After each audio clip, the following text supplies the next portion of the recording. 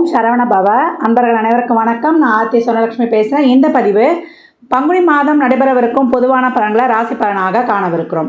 வள்ளலாக திருச்செந்தூரில் வீற்றிருக்கும் முருகப்பெருமானின் பொற்பாத கமலங்களையும் என் அன்னை வாராயின் தாழ் பணிந்தும் என் குருநாதரை வணங்கியும் 12 ராசிக்கும் இந்த பங்குனி மாதம் எப்படி கடந்து வரப்போகிறோம், திட்டமிடல் செய்து கொள்ளலாம் என்பதை சிறப்பாக இந்த பதிவுகளில் காணலாம். இந்த மாதம் நல்ல சிறப்பான வழிபாடுகள் இருக்குது.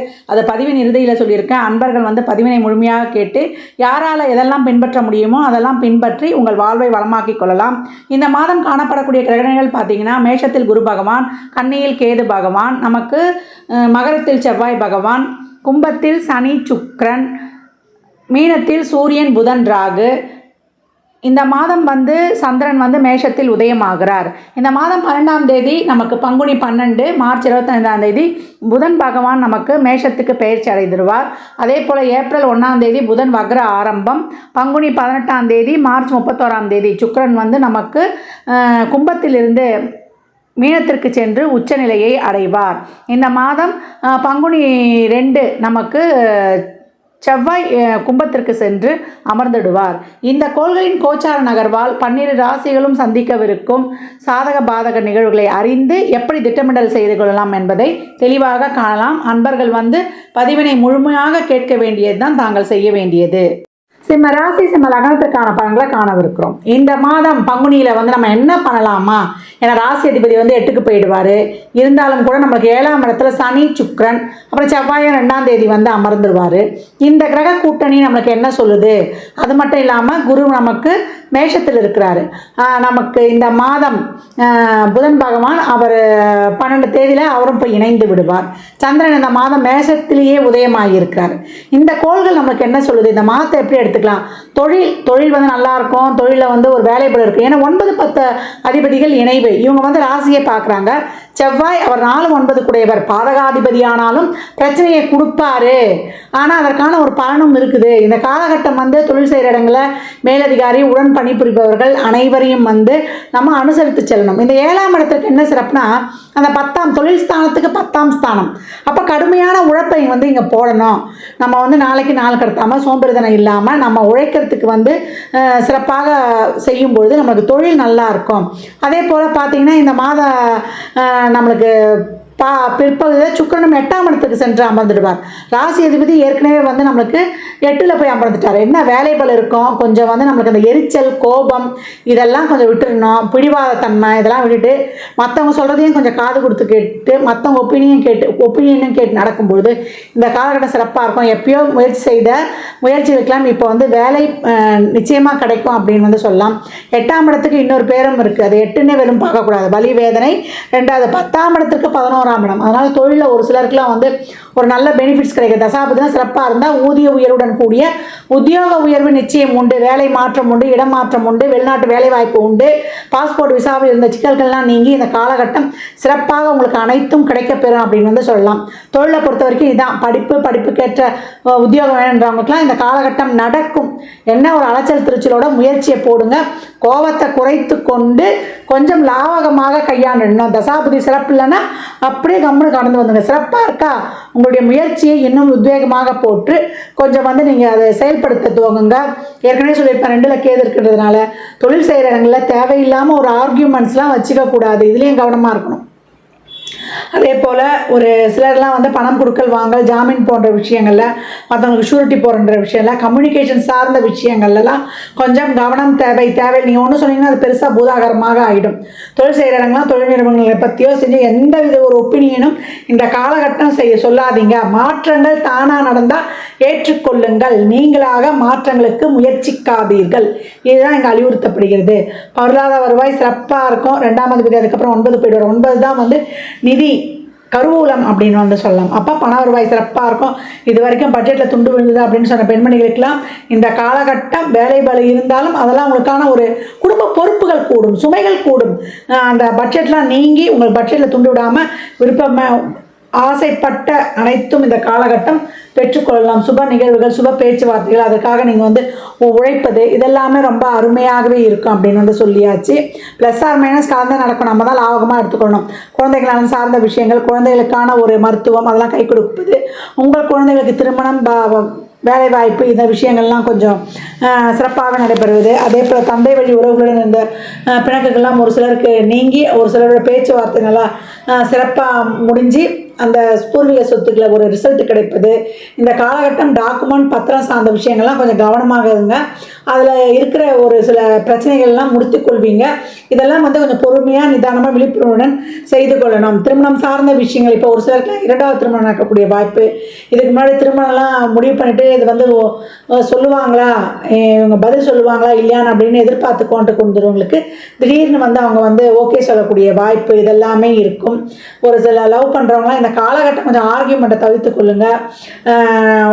உங்களுக்கு இந்த காலகட்டம் என்ன, இதை எப்படி நம்ம அப்ரோச் பண்ண போகிறோம், நம்ம வீட்டில் எடுத்துகிட்டு போய் எப்படி அப்ரோச் பண்ண போகிறோம் என்பதை மட்டும் வந்து யோசித்து வைங்க. அடுத்து வரக்கூடிய காலகட்டங்களை நம்ம இன்னும் பண்ணும்பொழுது ரொம்ப சிறப்பாகவே இருக்கும் அப்படின்னு வந்து சொல்லியாச்சு.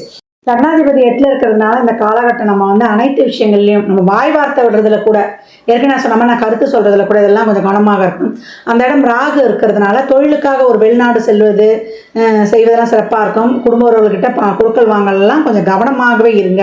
மூத்த சகோதரத்துக்கான ஒரு செலவு, அதே போல் நண்பர்களுக்கான ஒரு செலவு, இதெல்லாமே நடக்கும். இதெல்லாம் வந்து நமக்கு மாத ஆரம்பத்தில் இருக்கும். மாத பிற்பகுதியில் அதுவே வந்து நம்மளுக்கு கொஞ்சம் செயல்கள்லாம் கொஞ்சம் லகுவாக நடக்கும். அதனால் ஒரு 15 தேதி வரைக்கும் பொறுமை காத்து அதற்கு பிற்பாடு உங்கள் தொழிலுக்கான முயற்சிகள், வெளிநாட்டு வேலை வாய்ப்பு, அதுக்கான ஒரு பாஸ்போர்ட் விசா சிக்கல்கள்லாம் இருந்தால் இப்போ நீங்கள் உங்கள் கைக்கு கிடைக்க பெறுவது இதெல்லாமே ரொம்ப அருமையாக இருக்கும். தொழில் ஸ்தானாதிபதி எங்கள் 8ஆம் இடத்துல போய் உச்சமாகிறார். ஆனால் இந்த காலகட்டம் இந்த தொழிலை முதலீடு பண்ணுற விஷயங்களுக்கெல்லாம் உங்கள் சுய ஜாதகத்தை ஆய்வு செய்துட்டு தான் நீங்கள் வந்து அதெல்லாம் முதலீடு பண்ணணும். ஏன்னா தொழில் ஸ்தானாதிபதி 8ல் போய் உச்சமாக போகிறாரு. அப்புறம் சனியும் இந்த ராசியை பார்த்து கொடுக்கறதுனால ஒரு புதிதாக ஒரு தொழில் செய்யணுன்ற ஒரு ஆர்வம் இருந்து கொண்டே இருக்கும். அதனால் இந்த காலகட்டம் கவனமாக பார்த்துக்கணும். அதாவது வாலண்டரியாக நீங்களாக போய் எதுலேயும் இன்வால்வ் ஆக வேண்டாம் என்பதை தான் இங்கே வலியுறுத்தி சொல்லி கொண்டிருக்கிறேன். மற்றபடி சிம்ம ராசி லக்னக்கார அன்பர்களுக்கு இந்த மாதம் வந்து நமக்கு ஒரு அனைத்து விஷயங்கள்லையுமே கொஞ்சம் விழிப்புணர்வுடன் கடந்து வந்துட்டிங்கன்னா ரொம்ப சிறப்பாக இருக்கும். ஒரு சிலருக்குலாம் வந்து ஆடை ஆபரண சேர்க்கை, அத்தியாவசிய பொருள் சேர்க்கை, அதே போல் உங்களுக்கு ஒரு நிரந்தர சொத்து, ஒரு சிலர் தொழில் ஸ்தானத்துக்காக ஒரு இடம் வாங்குவது, தொழில் நிறுவனங்களை வந்து புதுப்பிப்பது, இல்லை அதை வந்து நிறுவிக்கொள்வது, இதெல்லாம் சிறப்பாக இருக்கும். வண்டி வாகனங்கள்லாம் கவனமாக சில அந்த காலகட்டம் இரவு நேர பயணங்களை தவிர்த்து கொள்வது ரொம்ப சிறப்பு அப்படின்னு வந்து சொல்லியாச்சு. வயதில் மூத்தவங்க இந்த காலகட்டம் உங்கள் வயதுக்கு ஏற்ற மாதிரி ஒரு தொழிலாக இருந்தால் அதெல்லாம் நார்மலாகவே போகும். இந்த மாதம் வந்து நார்மல் லைஃபு சரியாக போனாலே ரொம்ப சிறப்புன்ட்டு நம்ம எடுத்துக்கொண்டு வந்துடணும். இந்த மாதத்தை பொறுத்த வரைக்கும் நமக்கு அனைத்து வித செயல்பாடுகளிலும் ஒரு சிறப்பான வியூகங்களை அமைச்சு செயல்படணும். நம்ம யோசனை பண்ணி ஒரு தடவைக்கு 2 தடவை யோசனை பண்ணி இல்லை வேறு மற்றவருடைய அதில் அனுபவம் தெரிந்தவர்களுடைய ஆலோசனையை கேட்டு முயற்சி செய்யும்போது ரொம்ப சிறப்பாக இருக்கும். கலைத்துறையில் இருப்பவங்களுக்கு திடீர் ஒப்பந்தம், எதிர்பாராத ஒரு நல்ல ஒப்பந்தங்கள் கிடைப்பது, வெளிநாட்டுக்கு போவது உங்களுடைய நிகழ்ச்சிகளுக்காக, அதே போல் விளையாட்டுத்துறையில் இருப்பவர்களுக்கும் ஒரு பெனிஃபிட் கிடைப்பது, அதே போல் ஊடகத்துறை பத்திரிகை துறையில் இருப்பவர்களுக்கெல்லாம் ஒரு நல்ல இது கமிஷன் பேஸ் இருந்தவங்களுக்கு அப்படி பிரித்தே சொல்ல வேண்டாம். தொழிலை பொறுத்த வரைக்கும் நீங்கள் எதிர்பார்க்காத முன்ன எப்பயோ போட்ட முயற்சிகளுக்கெல்லாம் பலன் நிச்சயம் உண்டு அப்படின்னு சொல்லியாச்சு. தர்ம காரியங்களில் ஈடுபடுவீங்க நிறைய. இந்த காலகட்டம்ல வந்து நிறைய அன்னதானம்லாம் செய்யும்போது கர்மா கிளென்சிங் ஆகிடும். ஏற்கனவே 7ல் வந்து சனீஸ்வர பகவான் அமர்ந்திருக்கிறதுனால, அதே போல் ஒரு சில அரசியல்லாம் இருந்தீங்கன்னா ரொம்ப களமிறங்கி சமுதாயத்தோடு மக்களோடு சமூக பணிகளில் ஆர்வம் காட்டுவீங்க. சமுதாயத்தை நீங்கள் எவ்வளோக்கு போய் இல்லாதவர்களுக்கு உதவி பண்ணும்போதுலாம் உங்கள் தொழில் ஸ்தானம் வந்து சிறப்பாக ஆக்டிவேட் ஆகிடும் அப்படின்னு வந்து சொல்லலாம். எவ்வளோக்கு நீங்கள் வந்து தன்னலம் கருதாமல் உழைக்கிறீங்களா அரசியல் துறையில் இருக்கிறவங்களுக்குலாம் அவங்களுக்குலாம் மக்கள் செல்வாக்கு ஒரு சொத்தாகவே சேரும் அப்படின்னு வந்து சொல்லலாம். வயதில் மூத்தவங்களுக்கு இந்த காலகட்டம் ஆன்மீக நாட்டெல்லாம் இருக்கும். பெரியவர்களுடைய ஆசைகள் கிடைக்கும். நான் என்னுடைய குருவை சந்திக்க போனேன், குருமாருடைய ஆசைகளை பெற போனேன் அப்படின்றதுலாம் கிடைக்கும். நீண்ட நாள் தடைப்பட்ட சுப நிகழ்வுகள்லாம் இந்த காலகட்டம் உங்கள் இல்லங்களில் ஏற்படக்கூடிய வாய்ப்பு, அதற்கான விரயங்களும் இந்த காலகட்டம் ஏற்படும். ஏன்னா குருவுடைய சிறப்பு பார்வை ராசி உங்களுடைய முயற்சி ஸ்தானம் உங்கள் 5ஆம் இடத்துலாம் போடுறதுனால நீங்கள் செஞ்ச நல்லதுக்கெல்லாம் ஒரு பலன் இந்த காலகட்டம் உண்டு. என்ன கொஞ்சம் வந்து ஒரு அலைச்சல் திருச்சல், ஒரு முன்கோபம், ஒரு பிடிவாதத்தன்மை, ஒரு வேலை பலு, இதனால் வந்து ஒரு எரிச்சல்லாம் கூடும். அதை மட்டும் இந்த காலகட்டம் குறைத்து கொண்டு பக்குவமாக பொறுமை, நிதானம், விழிப்புணர்வு இந்த மூன்றுடன் கலக்கும்போது இந்த மாதம் ரொம்ப சிறப்பாக இருக்கும். சந்திராஷ்டம தினங்களில் நம்முடைய ஏடிஎம் கார்டு, பர்ஸு, அதே போல் வண்டியுடைய அந்த ஆவணங்கள்லாம் பத்திரமா வச்சுக்கணும். எந்த ஆவணங்களாக இருந்தாலும் நம்ம வரும் காலகட்டங்களில் பத்திரமாக வைத்து கொள்ளணும். எந்த உறவுகள்கிட்டையும் தேவையில்லாத வாக்குவாதங்களை வைத்துக் கொள்ளாதீங்க. புதிய நபர்களுடைய அறியாத தெரியாத விஷயங்களையும் புதிய நபர்களை உங்கள் குடும்பத்தில் அனுமதிக்காதீங்க. அவர்கள் பேச்சு கேட்டுட்டுலாம் குடும்ப உறுப்பினர்கள்கிட்ட பிரச்சனையை வைத்து கொள்ளக்கூடாது. கணவன் மனைவி இந்த காலகட்டம் ரொம்ப விட்டு கொடுத்து புரிந்து கொள்ளணும். நீங்கள் தான் ஒரிஜினல் அத்தாரிட்டி. வெளியாட்கள்னு சொன்னாலே உங்கள் அம்மா அப்பா தான். உங்கள் அம்மா அப்பா கூட வெளியாட்கள் தான். ஒரிஜினல் பார்ட்டி கணவன் மனைவி மட்டும்தான். வேற்று ஆளு வெளியாட்கள்னாலே உங்கள் அம்மா அப்பா, அண்ணன் தம்பி, அக்கா தங்கச்சி 2 பேருடைய சைடம் தான். அதனால் இந்த காலம் விட்டு கொடுத்து போகும்பொழுது கெட்டு போவர் கிடையாது. ஏன்னா ஒரு சின்ன பிரச்சனை கூட இந்த காலகட்டம் பூதாகரமாக ஆகிவிடும். உடல் ஆரோக்கியத்தில் கவனம் தேவை. இந்த காலகட்டம் உஷ்ண சம்பந்தப்பட்ட நோய்கள், ஒரு சிலருக்கு பேக் பெயின் வர்றது, ஸ்பைனல் கார்டில் பிரச்சனை வர்றது, இதெல்லாம் இருக்கக்கூடிய வாய்ப்பு. இதெல்லாம் கொஞ்சம் கூடுதல் கவனம் எடுத்துக்கோங்க. ரொம்ப நேரம் நின்று வேலை செய்கிறவங்களுக்குலாம் இந்த காலில் வெரிகோஸ் வெயின்லாம் வரும். அதெல்லாம் கொஞ்சம் கூடுதல் கவனம் அப்படின்னு சொல்லியாச்சு. எங்கள் பாரம்பரியத்தில் இல்லாத புதிய நோய் வந்துருச்சுன்னு சொல்லுவோம் இல்லையா, அதெல்லாம் ஒரு சிலருக்கு தசாபுதெலாம் ரொம்ப இதுவாக இருக்குன்றவங்களுக்கு அந்த மாதிரி ஒரு சில இப்போ உங்கள் இதில் ஒரு பிபியே இருக்காது, ஒரு சுகரே இருக்காது, ஒரு சிலருக்கு அது வருது. அந்த மாதிரி இருக்கக்கூடிய காலகட்டங்களாக இருக்கும்பொழுது உடல் ஆரோக்கியத்தில் டெய்லியும் 1 hour நடந்துடணும். ஆவியில் வேக வைத்த உணவுகளை உட்கொள்ளணும். புளிப்பு, எண்ணெய், காரம் இதெல்லாம் குறைத்து கொள்ளும்போது இந்த வயிறு சம்பந்தமான பிரச்சனைகளும் இருக்காது. கேஸ்ட்ரிக் அல்சர்லாம் இந்த காலகட்டம் நிச்சயம் ஏற்பட்டுடும். ராகுலாம் வந்துருச்சுன்னா அந்த அதில் ஏதாவது ஒரு வகையில் செரிமான கோளாறு உண்டு. அப்போ வயதானவர்களாம் எப்படி வச்சுக்கணும்னு பார்த்துக்கோங்க. ஒரு டைமை ஃபிக்ஸ் பண்ணி சாப்பிட்ற இதை ஒரு டயட் சார்ட் மாதிரி போட்டு பின்பற்றும் பொழுது உங்களுக்கு அனைத்தும் சிறப்பாகவே இருக்கும். இந்த காலகட்டம் ஒரு ஸ்ட்ரெஸ் இருந்து கொண்டே இருக்கும், ஒரு காரிய தடையெல்லாம் இருந்து கொண்டு இருக்கும். அதெல்லாம் நீக்குவதற்கு விநாயகர் வழிபாடு இல்லை ஒரு மகான்களுடைய வழிபாடு செய்து கொள்வது ரொம்ப சிறப்பு. காளியை வழிபடணும். பத்ரகாளியாவது இல்லை காளியாவது இல்லை வீரம்மா காளி, இந்த காளின்னு வரக்கூடிய தெய்வங்களை வணங்கி கொண்டு நீங்கள் வரும்பொழுது உங்களுக்கு செல்வ செழிப்பு அபரிமிதமாக இருக்கும். நிறைய அன்னதானம் பண்ணும்பொழுது உங்களுக்கு கிடைக்கிறா போல ஒரு தன விருத்தியும் ஒரு சுப செயல்பாடுகளும் வேறு யாருக்கும் கிடைக்காது. இந்த 2 மட்டும் நீங்கள் பண்ணுங்கள். சிம்ம ராசியாக இருந்தாலும் லக்னமாக இருந்தாலும் உங்கள் வாழ்க்கையில் ஒரு படி நீங்கள் உங்களுடைய வாழ்க்கை தரம் அனைத்து வகையிலையும் முன்னேற்றம் இருக்கும். இதை கண்கூடாக நீங்கள் காணலாம். இது ஒரு பொதுவான ஒரு லாஜிக்கு. இந்த பலன்கள்லாம் கோள்களின் கோச்சார நகர் வைத்து சொல்லப்பட்டிருக்கு. உங்கள் சுய ஜாதகத்தில் இப்போ என்ன தசாபதி நடக்குது, அதை எதற்காக உங்களுக்கு ஊக்கப்படுத்துது, திருமணம், குழந்தை பாக்கியத்திற்கா இல்லை பொருளாதார முன்னேற்றத்திற்கா என்பதெல்லாம் உங்கள் சுய ஜாதகத்தை ஆய்வு செய்வதன் மூலம் மட்டுமே நாம் தெளிவாக அறிந்து கொள்ள முடியும். சாத்வீக பரிகாரமாக ஏழை எளியவருக்கு வறியவருக்கு உங்களால் முயன்ற உதவிகளை தாராளமாக செய்யுங்க. நிறைய இயலாதவருக்கு நம்ம மாற்றுத்திறனாளிகளுக்கு உதவி பண்ணும்போது கர்மா விரைவில் கிளென்சிங் ஆகிடும். பெரியவர்கிட்ட பிளெஸ்ஸிங்ஸ் வாங்கிக்கோங்க. இதுதான் உங்களுக்கு சொல்லுவோம். ஒளி கிரகங்களை வழிபடணும். நீங்கள் உங்களுடைய ராசி அதிபதியே சூரியன் தான். நீங்கள் பெரும்பாலும் செவ்வாய்க்கிழமை, வியாழக்கிழமை, ஞாயிற்றுக்கிழமைகளில் தீபமேற்றி வழிபடும் பொழுது அபரிமிதமான பலன்களை அளவில்லாமல் பெறலாம் அப்படின்னு சொல்லியாச்சு.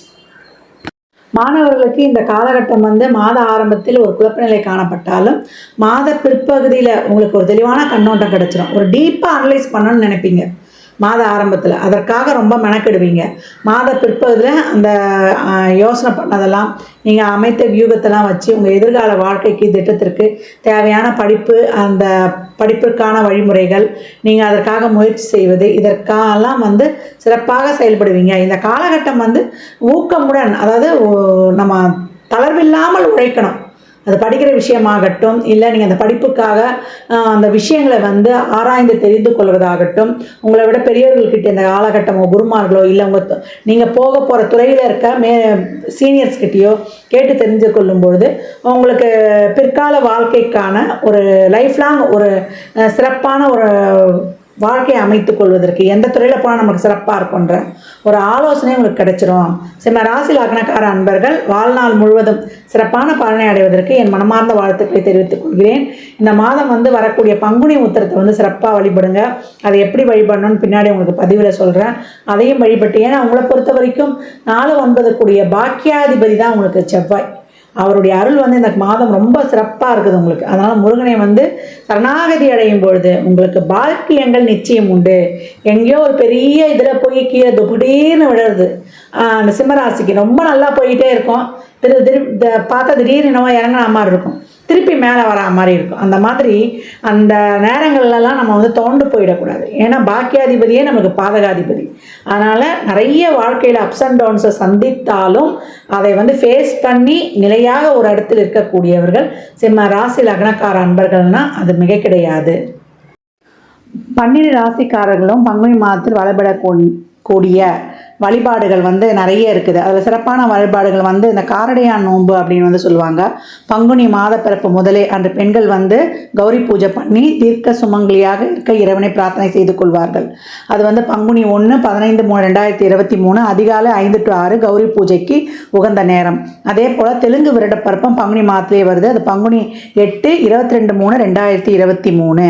அதே போல் ஸ்ரீராம நவமி இந்த மாதம் வந்து பங்குனி 16/30/3/2023 அன்றைய தினம் வந்து ராமநாமங்களை சொல்லுவதும் ராமனை வழிபடுவதும் ரொம்ப சிறப்பான பலனை தரும். நம்ம வாழ்க்கையில் என்னென்ன இழந்தோமோ இல்லை வாழ்க்கையில் நமக்கு கிடைக்க வேண்டிய நியாயமான பாக்கியங்கள் அனைத்தும் அன்றைய நாட்களில் வந்து கிடைக்கும். 108 தடவை வந்து ஸ்ரீராமருடைய ஸ்ரீராம ஜெயன்னு சொல்லலாம்.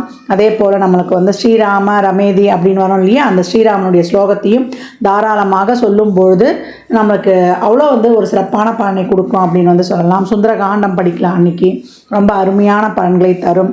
பங்குனி உத்திரம் அன்று வருகின்ற பங்குனி உத்திரம் ரொம்ப சிறப்பான நாள். முருகனுக்கு மட்டும் இல்லாமல் எல்லா கோயில்களையும் இறைவனுக்கு வந்து வழிபாடு நடக்கும். அந்த பங்குனி 22/5/4/2023 ஏப்ரல் மாதம் வருது. அது புதன்கிழமை அன்னைக்கு பங்குனி உத்திரம். கோயில்களுக்கு சென்று இறைவனுடைய திருக்கல்யாணத்தையும் பார்க்கலாம். அப்படி இல்லை தாம்பூல பொருட்கள் நிறைய வச்சு கொடுக்கலாம், முருகனை வழிபடலாம், சிவனை வழிபடலாம், பாலாபிஷேகம் கொடுக்கலாம், பாயசம் கொடுக்கலாம், வெயில் காலமாக இருக்கிறதுனால நீர்மோர் கொடுக்கலாம். எல்லா ஊர்களிலும் எல்லா கோயில்களிலும் ரொம்ப விசேஷம் இந்த பங்குனி உத்திரம். நம்ம வாழ்க்கையில் நம்ம அடையக்கூடிய அனைத்து பாக்கியங்களையும் வள்ளல் முருகன் நம்மளுக்கு கொடுத்துருவார். ஏன்னா 3 தெய்வங்களாகவே இருக்கிறாரு. அவர் சிவன் பிரம்மா விஷ்ணுவாகவே இருக்கிறதுனால கலியுக கந்த கடவுள் நமக்கு எல்லாருக்கும் சொந்த கடவுள். அதனால் அன்றைய தினம் இறை நாமங்களை காலையில் எழுந்து நீராடி விட்டு நம்ம விரதம் இருந்து வழிபடலாம். இல்லை விரதம் இருக்க முடியாது, எங்களுக்கு அந்த சூழ்நிலை இல்லைன்றவங்க இறைவனுடைய நாமங்களை சதா சர்வ காலமும் சொல்லும்போது அது நம்மை சுற்றி ஒரு சிறப்பு பாதுகாப்பு கவசமாகவே அமைஞ்சிடும். சொல்லியிருக்கின்ற வழிபாடில் யாரால் என்ன மாதிரியான வழிபாடுகளை எளிமையாக பின்பற்ற முடியுதோ தாராளமாக பின்பற்றி உங்கள் வாழ்வில் நடக்கவிருக்கும் அனைத்து விதமான பலன்களையும் ரெட்டிப்பாக்கி கொள்ளலாம்.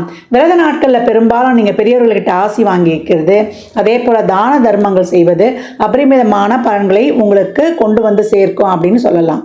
இந்த காலகட்டம் உங்களுக்கு நடக்கவிருக்கின்ற அனைத்து விதமான செயல்பாடுகளுக்கும் ஒரு நல்லது நடந்தால் உடனே வந்து பிரபஞ்சத்துக்கும் இறைவனுக்கும் நன்றி சொல்லும் பொழுது எவ்வளவுக்கு எவ்வளோ நம்ம நன்றி உணர்ச்சியோடு இருக்கிறோமோ அவ்வளோக்கு அவ்வளோ பிரபஞ்சம் நமக்கு தரக்கூடிய பலன்களை இன்னும் ரெட்டிப்பாக வழங்கும்னு சொன்னால் அது மிக கிடையாது. ஜாதகம் பார்க்க விரும்பும் நண்பர்கள் இந்த எண்ணிற்கு ஒரு மெசேஜ் செய்யுங்க. தங்களுக்கான விவரங்கள் அளிக்கப்படும். அப்பாயின்மெண்ட் பெற்றுக்கொள்ளலாம். ஜாதகம் சிறந்த முறையில் கணித்து பார்த்து தரப்படும். வாஸ்துப்படி வீடு கட்ட பிளான்கள் போட்டு தரப்படும். வாஸ்து பார்த்து தரப்படும். நியூமராலஜி படி குழந்தை பெயர்களுக்கு பெயர் வைத்து தரப்படும். தொழிற்சாலை நிறுவனங்களுக்கும் பெயர் வைத்து உங்கள் வாழ்வை வளமாக்கி கொள்ளலாம். சுப முகூர்த்த நாட்களும் குறித்து தரப்படும். அவரவர் சேவைக்குண்டான கட்டணத்தை செலுத்தி சிறப்பான சேவைகளை பெற்று வாழ்வை வளமாக்கி கொள்ளலாம். மற்றும் ஒரு சிறப்பான பதிவில் சந்திக்கும் வரை தங்களிடமிருந்து விடைபெற்றுக் கொள்வது ஆதித்ய சொர்ணலட்சுமி. மிக்க நன்றிகள். வாழ்க வளமுடன். நற்பவி நற்செழி இறை அருளால் அனைத்தும் நிறைவாகட்டும்.